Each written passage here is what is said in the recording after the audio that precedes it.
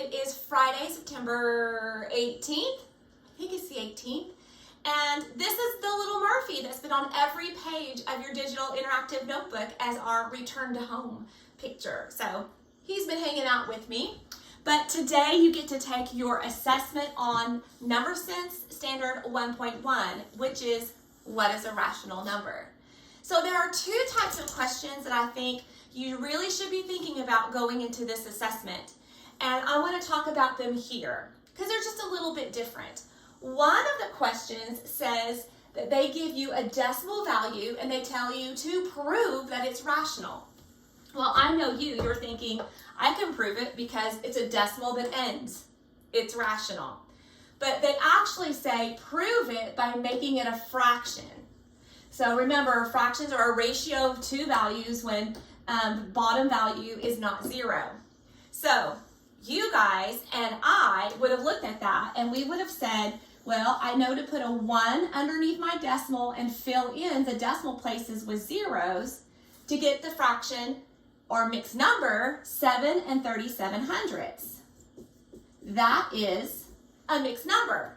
That's rational. But their selections do not give you the correct one that's a mixed number. Instead, they want you to extend that division bar and say it's 737 over 100. And that is what they're looking for. So that is an improper fraction where the top is bigger than the bottom, but it's okay here because that was the most accurate answer. The other thing that you will find is a lot of questions and they're saying pick which row of values are all rational. Remember, the quickest thing to do is to find anything with pi and get rid of it.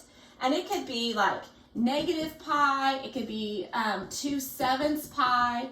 It doesn't matter if it has the pi symbol, it is not rational, it's irrational. And remember, any ugly square root is indeed going to be irrational. So anything with pi or an ugly square root, if I put 10 and then hit the radical sign in my calculators, it's a hot mess that runs off the calculator. It's not a nice, pretty square root. So all of these things here are irrational. All right, so you guys are ready for this assessment and I've made it so easy for you. It's brand new, we've not done it before. All you have to do is click on the assessment in Google Classroom and it shows you a screen and it has nothing on it except for the title of the test and a great big button that says sign in with Google. You just get to take it once. It's 10 problems, so don't stop after 5 like you do in your regular class. And I'll be putting those grades in. Remember, assessments are 70% of your grade, so this is a big, big deal. Finally, you have a significant amount of missing work. I only have roughly 10% of you that are completely caught up. Those 10% can do free choice today when they finish the assessment. The rest of you guys work on those missing assignments, focusing on videos first. You may always message me and ask for me to reset any video, and I'd be happy to do that. Make sure your digital interactive notebook looks great, and then I will talk to you later.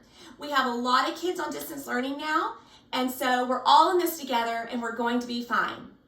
Last thing, today is Friday, guys. Yes.